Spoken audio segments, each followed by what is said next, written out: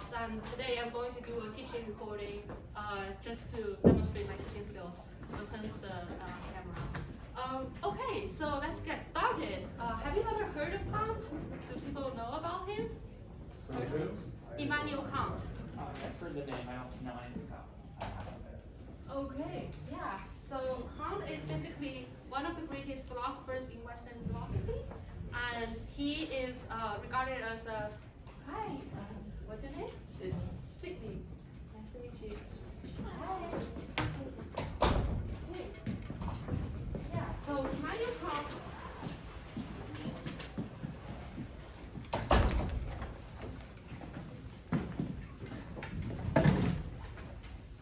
So he basically lived in the 18th century. He is an Enlightenment thinker. Has anyone heard of the Enlightenment from like your history classes? Yeah. What's your name? Leo.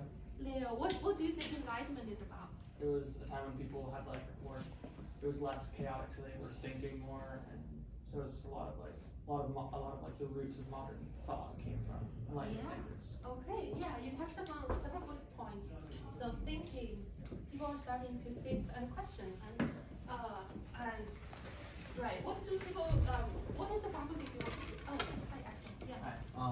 Just one of like the parts of age of enlightenment that I remember like being pretty important was that in France people were starting to question the rule of the monarchy and like why the system was in place. Yeah. Like the political order, why things has to be the way it is, right? It was. Great. In the political order, what else did people question at the time? Religion. Religion, exactly. Politics, religion, and maybe also morals. The religious ethos and religious morality people used to have. Yeah, what's your name? Mungo. Mungu. Yeah. A lot of science came out of it. Yeah, and science. Basically replacing religion in some ways. Yeah, so that's great. And today we're going to focus. So Kant is a very productive and prolific thinker. And oh, hi. Oh, sorry. I like Mungo's point. Yeah, I feel like people are starting to realize that the importance of science in the world, and I feel like there's a lot of like fear of science at first when it first started, but like I feel like people started to trust it more and see its truth in this time. People were kind of skeptical at the beginning about science, but then there was more momentum and like people trusted more. Okay, and people maybe incorporate it in their worldview. So there is a paradigm shift in the worldview of people living at the time in 17th, 18th century. Great. So Kant is a prolific thinker, and he basically wrote a lot about like epistemology, basically how we know about the world, metaphysics, what the world is about, his life. And today we're going to focus on his ethics, morality. And so what do we think morality is about? Do we think morality should depend on people's feelings, or do we think people should base morality on their reasons? I don't think it's a logic-based thing because everyone has their own different things. It's like everyone is just so different that basing like morality on logic, there's just I feel there's no way to do it right. Okay, so let me unpack your thought a little bit more. So you're making actually 2 points. One is it is not logical, and the other it is kind of relativistic or subjectivist, right? Yeah, okay. Yeah, but do we think these 2 points are kind of related, or one necessarily leads to the other? Are they kind of tied together always?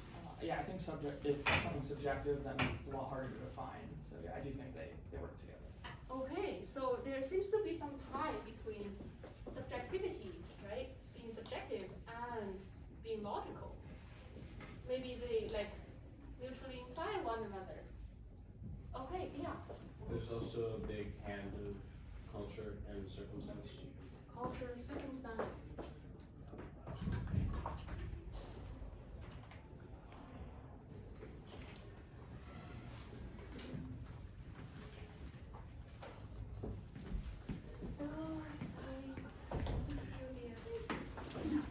So I've been volunteering here for a couple of years, so I know some familiar faces. Do you have a hand? Okay. So actually, Kant thinks morality is something that is quite logical and pretty objective. So in Kant's view, we should base morality on reason. So do we think something we kind of derive from or we obtain through our faculty of reason is more stable than something we know through our feelings and emotions? Which one do we think is better? The reason? Yeah, that's kind of Kant's intuition as well.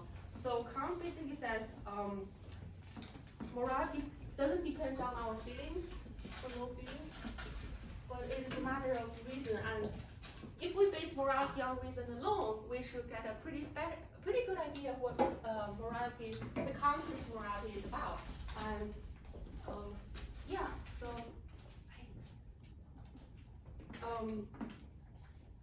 so he conceived of morality as being about reasons and also being about a lot of rules and laws, right? Yeah.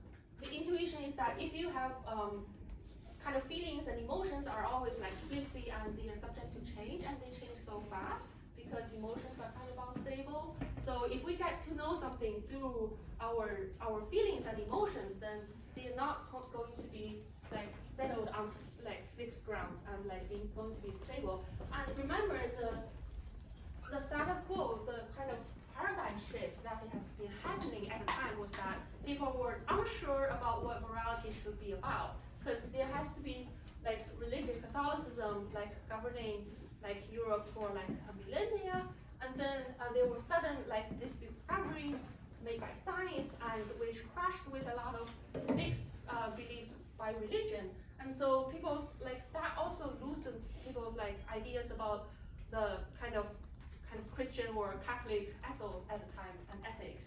And people like are starting to question everything, right? Because if one thing, if I don't know, like evolution or how human beings, how the world comes about is like we put a question mark on it, then maybe also our morals. Maybe there isn't some divine being that tells us what to do, but rather we should find a scientific way of dealing with morality as well. And so we should base our morality on reason alone. And reason for Kant is like a stable foundation,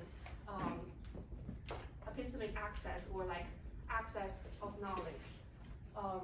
So that's how he kind of solves the problem of like how do we know what is right to do. And so he talks a lot about like laws, and he conceived of morality as universal laws.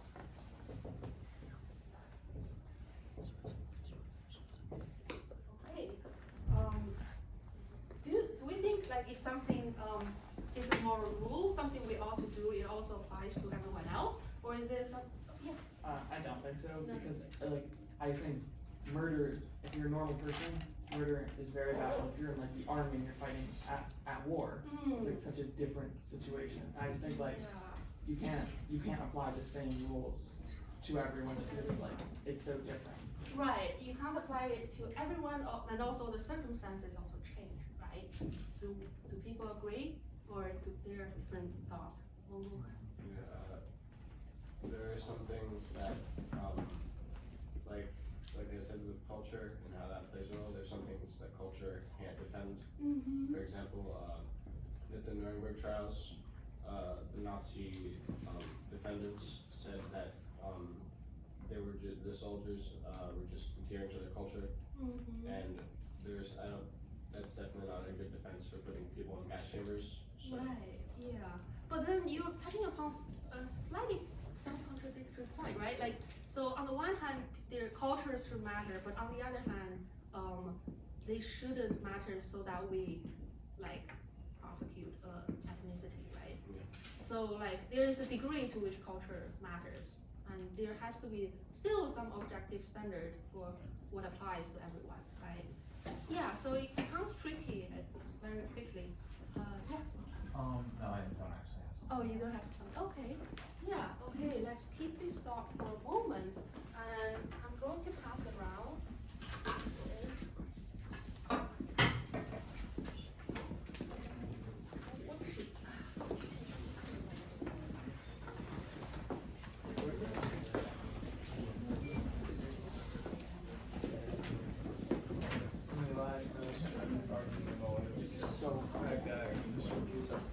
How much time do you need? 2 minutes? Like 10 minutes. Do you want to go elsewhere or do you want to just hang out here? Give me a heads up next time, just so I know before. Like, because I'm happy to say, like, if you effective even now, you just go read to say, hey, did you try to get a patient? At the beginning of class, you say, hey, go to the library, and then come back, blah, blah, blah. You're fine either way.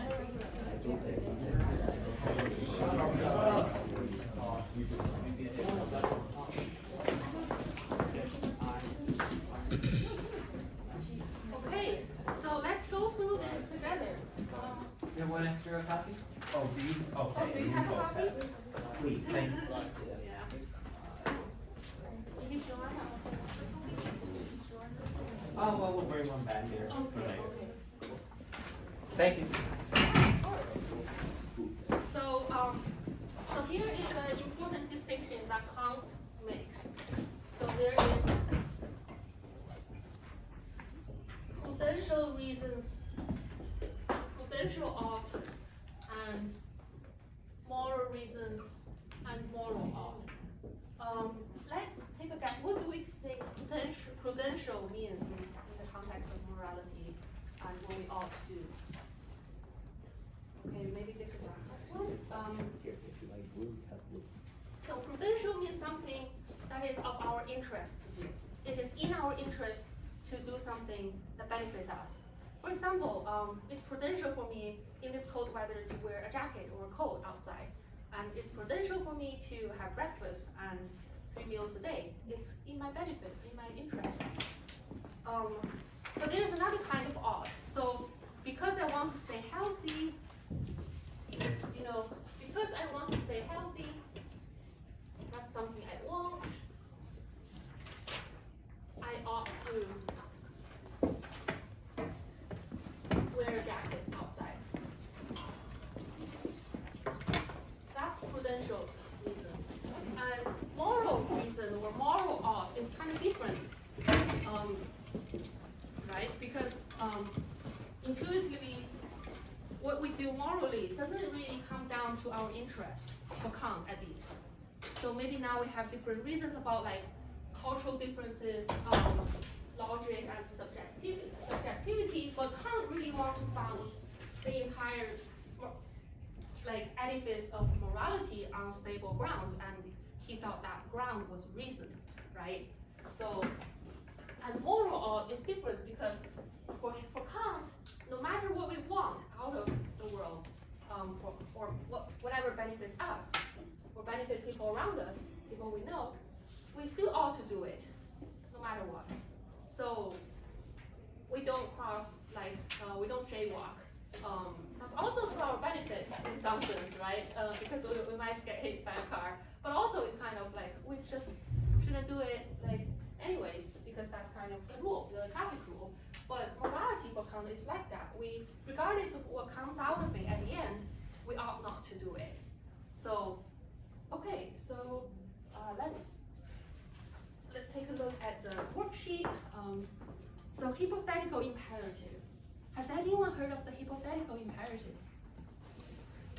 Yeah. Anyone heard of it? Yes? No? You might have heard of it? No? Yes? Okay. Strike out on that one. That's okay. Oh, Oh, you've heard of it? My dad says that hypothetical is a factual reasons of the multiverse. Reasons of the multiverse. Okay. Yeah. Okay. So they're like the world is branching out into different universes, multiverse, and there could be different results at the end, right? So maybe that's hypothetical means. Okay, so hypothetical imperative is actually a rule you follow only if you want a result at towards the end. So if you want a certain result, you ought to do something. That's kind of the structure and paradigm of the hypothetical imperative.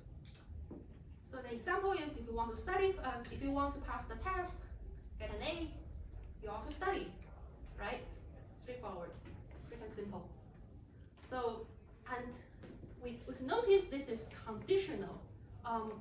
What would a conditional sentence be like? What does conditional mean? If I want to feel rested, I should go to bed early. Yeah, good. That's a hypothetical imperative. If I want to get rested, I ought to do something to go to bed early. Yeah, that's a great one. Okay. So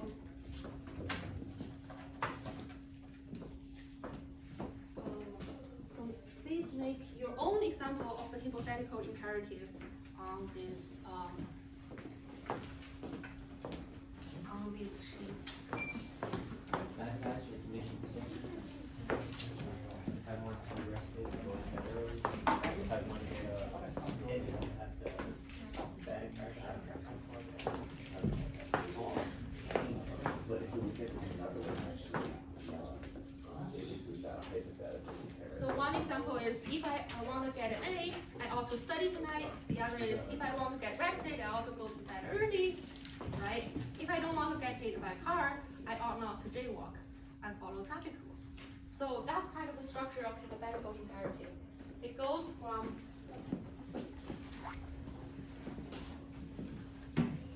it has the structure of if, then. And here, if is not any if, but if a desired result, then what we ought to do. So some kind of action to fill in, right? So that's kind of hypothetical imperative. Just jot down your own sentence example of the hypothetical imperative.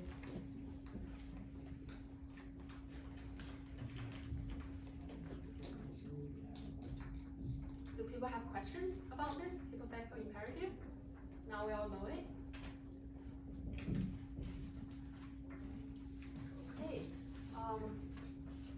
And here comes the categorical imperative, right? Another kind of thought or reason. What do we think categorical mean? Like you categorically do or do not do something. Like, absolute. Absolute, right? Categorical. Right.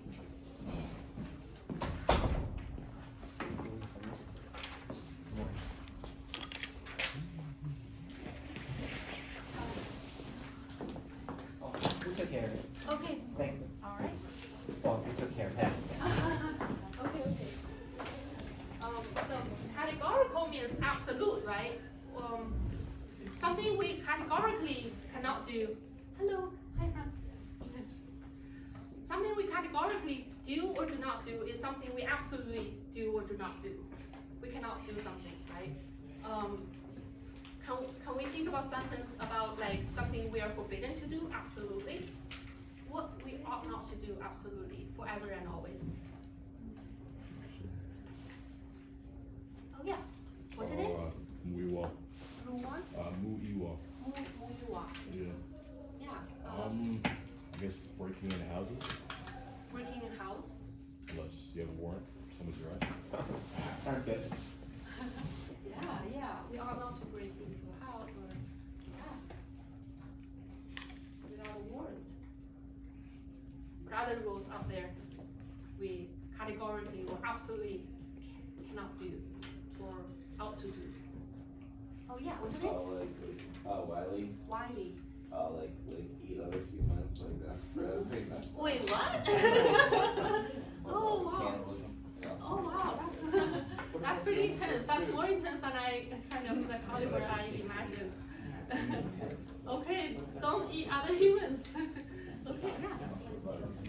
Kill someone, murder someone. So murder means like killing someone intentionally, by intentionality, and not just like, oh, killing in a war is a kind of different set, but like killing someone, you know, intentionally murder someone. What if it's Right. self-defense? Yeah, that's kind of different, but then that's not. That's still murder. Is it I mean, murder? it's still intentionally trying to kill someone, but they're Like trying to killing attack me. someone with like certain. Yeah, like. Well, I didn't say murder, I said cannibalism. No, we're talking No, I about. said murder. That's not. But if it was about you. Oh, okay. Let's twist it a little bit. Murder an innocent person who hasn't offended you, right? That's wrong, right? That's not okay. Yeah. So these things are kind of absolutely forbidden things we do. Like those are categorical imperatives. We are not to murder an innocent person. We are not to break in a house without warrant, and we are not to commit cannibalism. Ooh, pretty intense. Okay, so categorical imperative. Moral rule for everyone. So basically, a categorical imperative is a rule that applies no matter what. So people have brought up like feelings, circumstances, cultural differences, but for Kant, no matter what. Like, oh yeah. Oh, are we like giving out examples? Examples? So here are some examples. Do you want one ready, or do you have one? Okay. So, everyone has a handout? Alright. So, categorical imperative is about what's always right or always wrong. And it doesn't matter what goals or circumstances or how the world will be changed in the way when you are doing it, but it's just right and wrong absolutely out there. For example, for Kant, you should always tell the truth, no matter, just because you can't lie just because it'll benefit you or reward you in some sense. And actually for Kant, there's a test for this. So the categorical imperative takes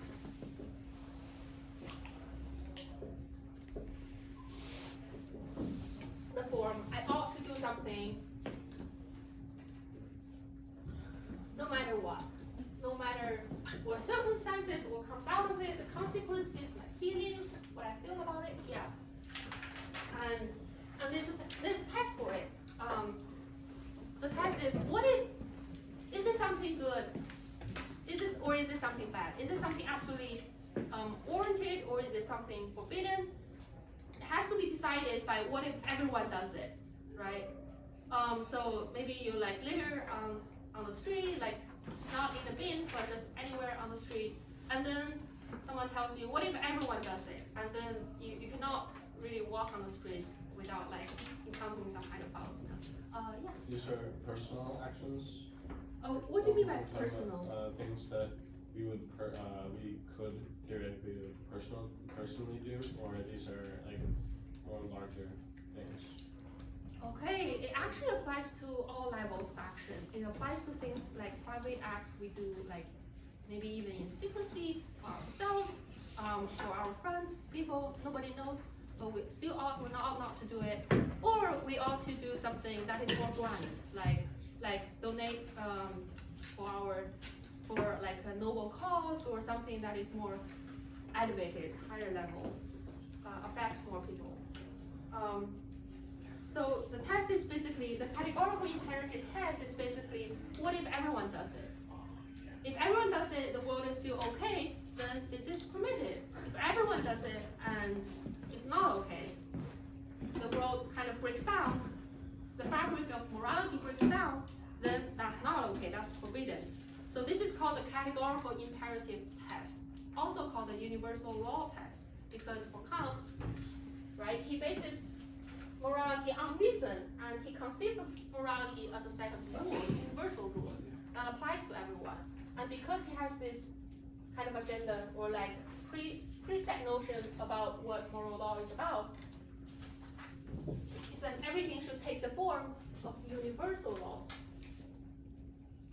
What is rational to do, what is morally ought to do, applies universally. Yeah. I have a question. What if it's something like you want to be a chef? If everyone was a chef, the world would fall apart. There would be no doctors, no people making food. Nothing would work. So like, are you not allowed? No people making food. No if one you're like a chef. farming. Like no one is farming or like raising animals. So is it just like nothing allowed that isn't like being a doctor or a fireman? Yeah, that's a good example. Okay. This is a practice session. I'm sorry.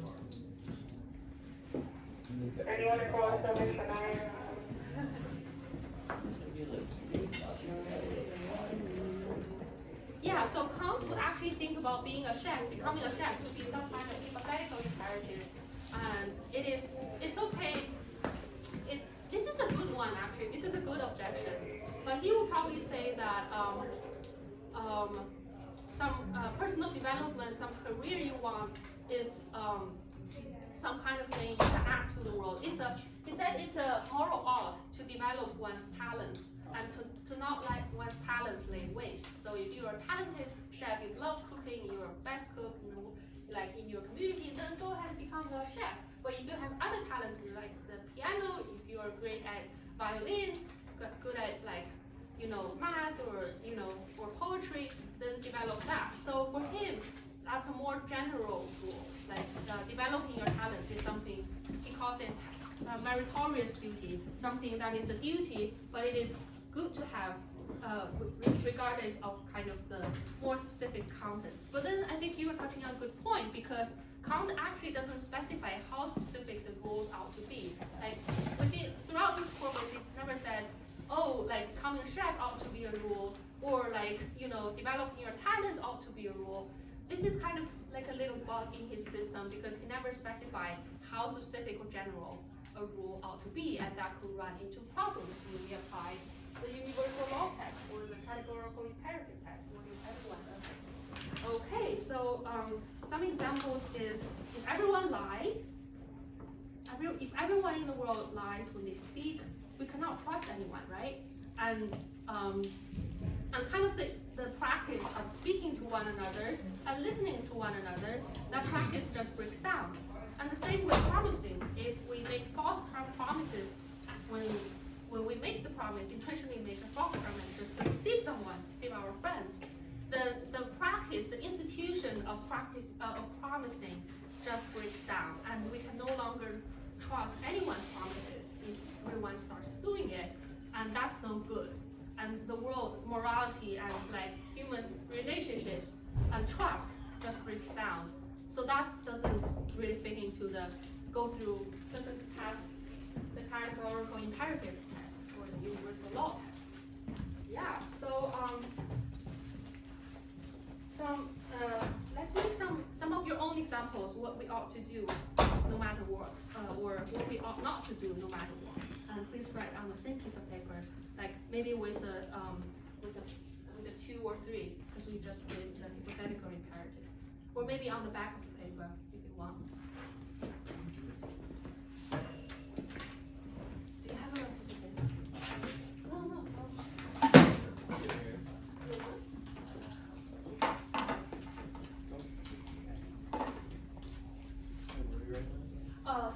Categorical imperatives, what we ought to do no matter what, and what we ought not to do no matter what.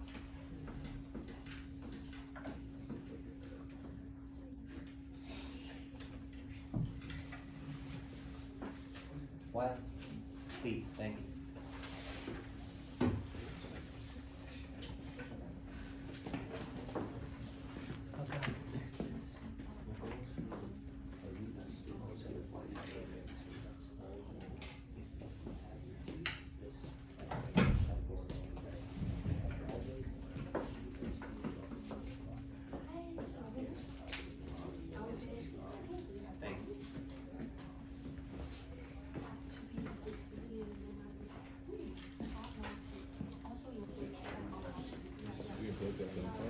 Guys, please also include what I ought not to do, not just what I ought to do. Feel free to write one way or the other. I mean, there's 1 or 2, doesn't have to be 4.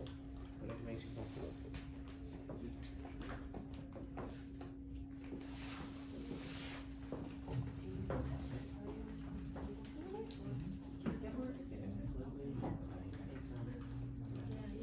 Just write hypothetical imperatives and New or unconventional. Very few things. Okay, yeah. Thank you. Nice to see you again, by the way. Very nice. And thank you again. No, Okay, do we have problems with your questions?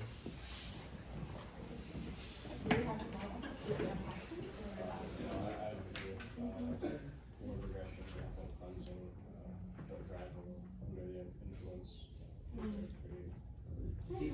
What's that last? So I think Crack. it's okay. I think yeah, I think there's a lot of things there. I feel like Mungo was saying is a really good point. There's Well, the capitalism or the categorical one. I just feel like that's it's kind of hard to read off of these So these I feel like That's also not. like what is like a gender like it's not that Yeah, maybe just think about it. Yeah, the golden rule. Yeah, it has to be really generic. Yeah, I feel like it's kind of hard to class like that. What about that constructive? I mean, does everyone do that? We ought to respectable in that we respect the different.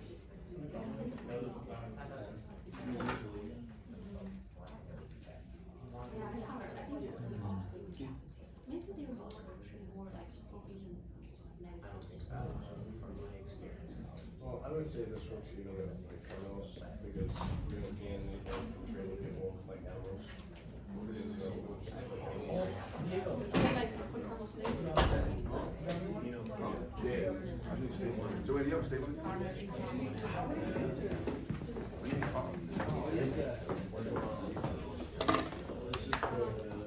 We're done, please put the color paper in this bag.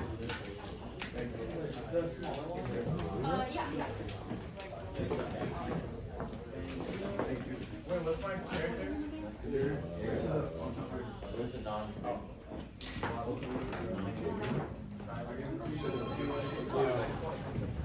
This guy's, that was odd.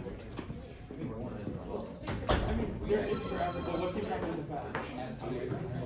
Okay, no, that's the only thing I said you shouldn't do. Dad! No! It's like the one Quite literally odd.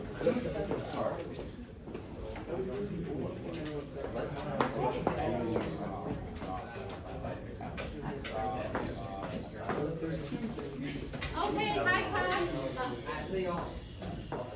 So I'm going to read out some of the answers you have. And we'll tell. Hey, hello guys. We now have the task of telling what kind of imperative it is. Is it a categorical imperative or a hypothetical imperative? Okay. Okay. First example.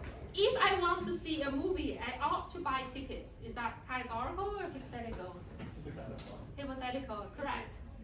I ought not to ever commit the genocide. Ethnic reasons, no matter what. Is that categorical or hypothetical? Categorical. Categorical, ethnic reason, right? You should never go do something all the time. You should never do something all the time. That was mine. I don't think there's anything that you should always do. Like no sleep, no eat, I nothing. mean, if there's something where it's like, I think even there's hyper-specific examples where it's like, there's nothing that is every single time you should do it. Loving the person, make them do something else. So are you actually like disagreeing with Kant that there shouldn't be something that we always do? Yeah, I think absolutely. Yeah, it makes hard because we cannot like perform something like 24 hours a day or like no matter what circumstances. But I think like Kant is actually like basing morality on a more general level. It's something really abstract. Like for Kant, the example would be we ought always to develop our talents. It could like he calls it meritorious duty. Like the talent could differ, but we always have this obligation. It doesn't have to be today or tomorrow, but at some point in your life you ought to do this. This is kind of his example of something we ought to do at some point in our lifetime. Right? What's so funny? I was thinking about the hypothetical. Yeah. What are some hypothetical imperatives? I wrote that if my head hurts, I would drink water. You retrieve water? Drink water. Do we think drinking water really helps for a headache? Yeah. Well, Google says. Drink water and play rest. Yeah. That's a good one, actually. That's a good hypothetical imperative. Okay, so I smell, so I want to shower. This is funny. Is this hypothetical or categorical imperative or neither? Hypothetical. Is it hypothetical though? Yeah. I smell, so I want to shower. Yeah. Okay, yeah. I guess like we can twist it a little bit and say like, we can twist it to make it like into this form. I guess we can change it into if I want to cleanse myself of my foul, bad smell, I ought to shower. That's a hypothetical imperative, but like, I smell, so I want to shower. That's kind of not exactly straightforward fit, probably. Okay, and ought not to steal no matter what. Is that categorical or hypothetical? Categorical, right? No. Huh? Hypothetical. Is it hypothetical? There's so many situations where you should steal. Like if you're starving and you have nothing, like no other choices. Yes, you can steal. Like that. I don't think that should be a question. Yeah. Actually, like even some philosophers like John Locke, who is about like all about property rights, he actually treats the first and primary principle of like ethics as like self-preservation. And so for him, like if you're out of all means and you're going to die, then you have this moral, I guess, like warrant, like you can make the exception and you can steal for law. But I think for Kant is kind of like this strict and like strict person, and like even if you die out of hunger, you ought not to steal. That's Kant. That's just him. I ought to be respectful no matter what. Yeah, that's a Kantian example. We ought to respect everyone's dignity and their personhood, their being a person. And we ought not to disrespect other people. For example, talking in class when the teacher is speaking. Okay, another example. If I want to go to bed early, then I should stop procrastinating and doing my homework late. Is that hypothetical or categorical? Hypothetical. Hypothetical, we all agree? Yeah, okay. We're getting good at this. I ought to donate to a good cause, no matter what. Is that hypothetical or categorical? Hypothetical. Is it hypothetical though? Well, I think so. It sounds categorical, but I think well. Really? Because what if you don't have money? It's a hypothetical phrase like a categorical, I guess. Huh. It's like if you don't have any money and if you donate, you'll starve to death. Well, okay, because let's you be don't have clear. money. Hypothetical doesn't mean there are exceptions to the rule. That's not hypothetical. Oh. What hypothetical means? It's not like you can do this or not, like either or whatever. That's not hypothetical. Hypothetical has a strict formula. If I want something, I ought to do something, and the want is prior to the ought. But for categorical imperative, the ought is standalone, independent of whatever anyone wants. So like, if it was an actual hypothetical, it would go, if I want to be generous, then I should donate to charity because it would be given and Right. to someone else. But it's Yeah, not yeah. phrased that way. You could rephrase it that way, but in some sense, I think you're touching upon a good point because generosity is actually a character trait, and some people, for example, the virtue ethicists will talk about things this way, like there are virtue rules. But then, for Kant, this doesn't quite work because if I want to be generous, kind of generous already involves like all a bundle of meanings, including donating to charity, be good, great with your friends, that kind of thing, and for Kant, actually donating to other people, like giving your money to beggars on the street, that's actually a duty. Again, a meritorious duty. Maybe I should write it down.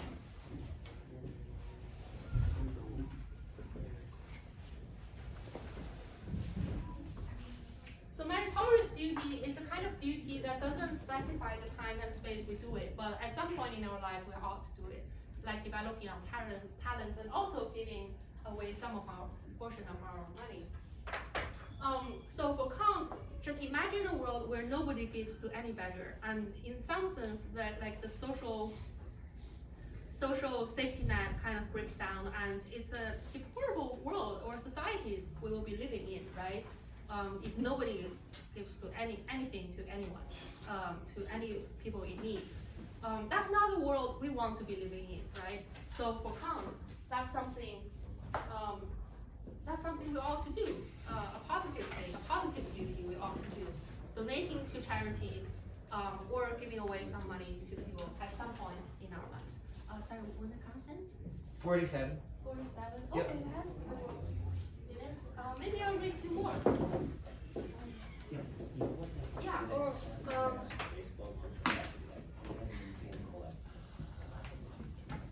He's telling you to shut up.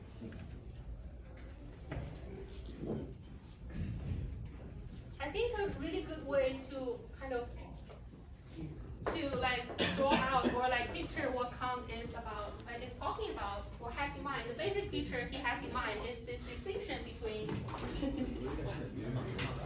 duty on the one hand, right? And inclination on the other. So inclination just means what we want, the result that we desire, and some consequences we have. And duty is something like given to us by law, or like in a religious context, maybe given us by God in the form of law. So Kant has this basic intuition that something we do either falls into inclination or it falls into duty. So hence the difference between hypothetical imperative and categorical imperative. So hypothetical imperative is still led by something we do, like we subjectively want for ourselves is some kind of personal interest. And categorical imperative is regardless of our personal interest. Like if we cheat in class in an exam, it might give us a good grade, right? It might get us into a better school or something. But then that kind of defeats the purpose of a test, and that's also disrespectful of other people in your class, and kind of treating other people in their means. You're kind of manipulating the test. So, hey, what's so funny? No, he's praying for me. Okay. So I ought to do something no matter what is falls into the category of duty, and hypothetical imperative, the result is a kind of inclination or some want. And hypothetical imperative starts with inclination or want, and categorical imperative starts with a duty, right? Okay, maybe is the class ending? Does the class end? In 10 minutes? Okay, so maybe I'll move on to another. I have made this extra handout.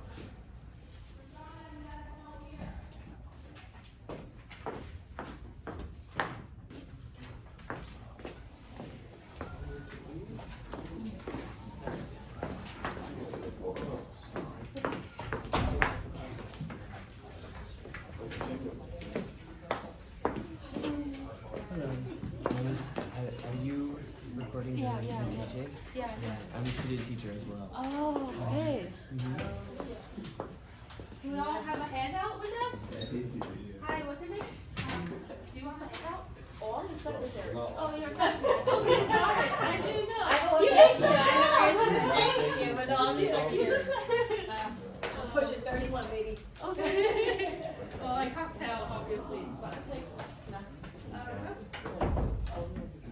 Categorical imperative. Well, maybe you might release it instead of okay, if you have a green piece of paper, read the first passage, and if you have a pink one, read the second one, and if you have a blue one, read with your friends in groups the third one. Let's discuss for 5 minutes and come back. If anyone has any questions, feel free to raise hands. The third formula? No, the third one, on page 1. Not on page 2, on page 1. Yeah. This is actual Kant writing. This is translation from like German from like 18th century, so it's gotta be hard, but I know we can all do it. We can all understand it. It's philosophical writing in this sense, but we can do it.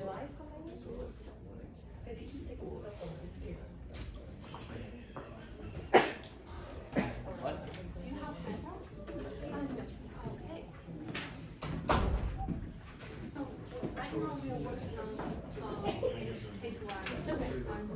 Questions?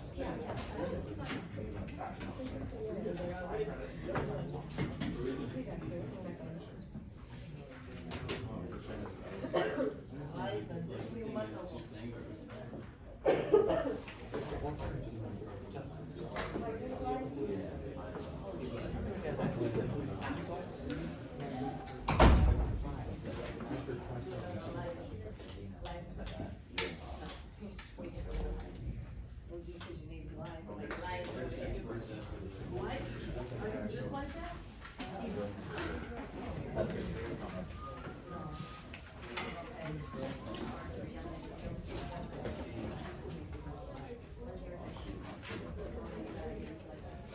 Let's find out what lies.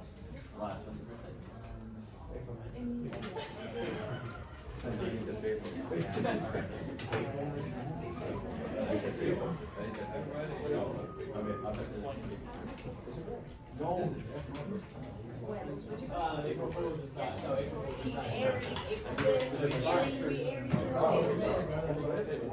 April Fool's is Yeah, that's a problem. Or it's like that's just something that's necessary. It's coming up and probably that'll make you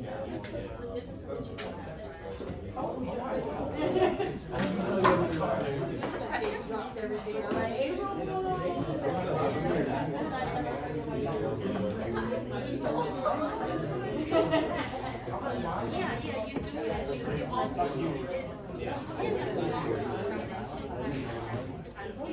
categorize it either like inclination.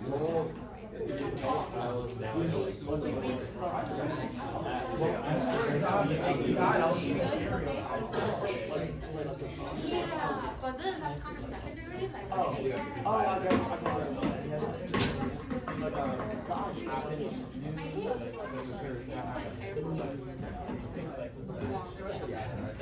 You don't even have to run.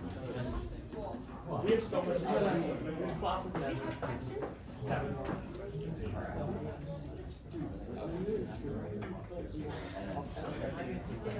Oh my god, I remember now. I want to be a car jump. Yes, take all the things.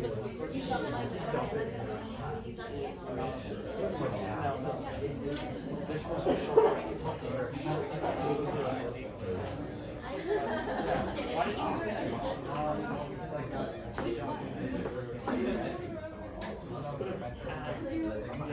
say everyone's trash.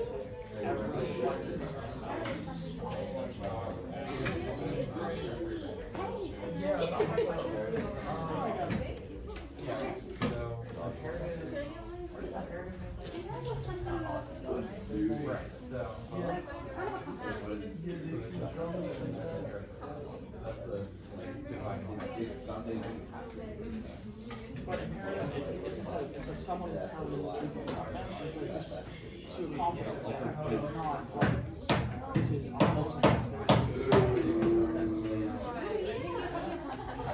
I'm talking about like the word itself, where it's like, it's imperative that like, you had a cool task, you won't die if you like, can't, but if it's either helpful, if you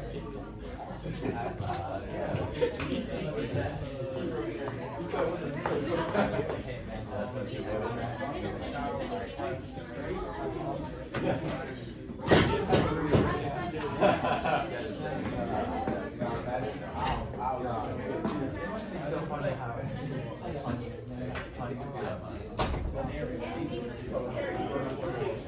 you don't get it.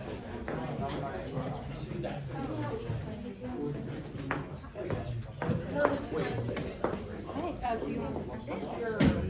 What's your report? Wait, I was going with the tool star. Oh, yeah. That's all, that's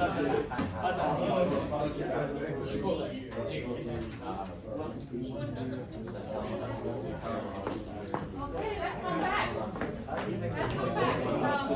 Hey class. Okay, hey class. Hey class. Do we all understand what inclination or duty means? I think I just explained it a little bit. What about end and means? What do we think end and means mean? Yeah. The method and the results. Yeah, exactly. Something we want and something we have. So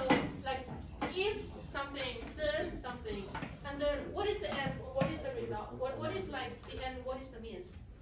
Here, for the hypothetical imperative. This is the end, right? If we desire some end result. So result basically means end, and end means result. If we desire some end, then I ought to do something as a means, like our action is a means to achieving that result. So this is end, and this is means, right? Any other keywords in the passage we feel a little struggling about? I hear some people talking about like imperative. Imperative is some kind of command, injunction or command. Something we ought to do, like commanded to us, as if like God has given us. But in Kant's context, we kind of give it to us, give the laws to ourselves through our reasoning through the categorical imperative test. Yeah, do we have any other questions? Yeah. Okay, let's go through some of it.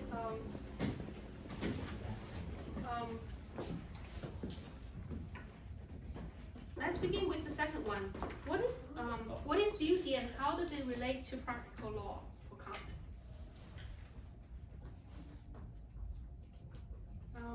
Okay, let me explain a little bit. So now an action from duty is to separate off entirely the influence of inclination, and with it, every object of the will. Oh, now it's gone. Okay. Thank you, by the way. The good news is always, will you be seeing us next time to get finished? I'll be here. Next time? In April. Okay. Next time. Okay. Many next times. Yeah. Many Tuesdays and Thursdays. Thursdays.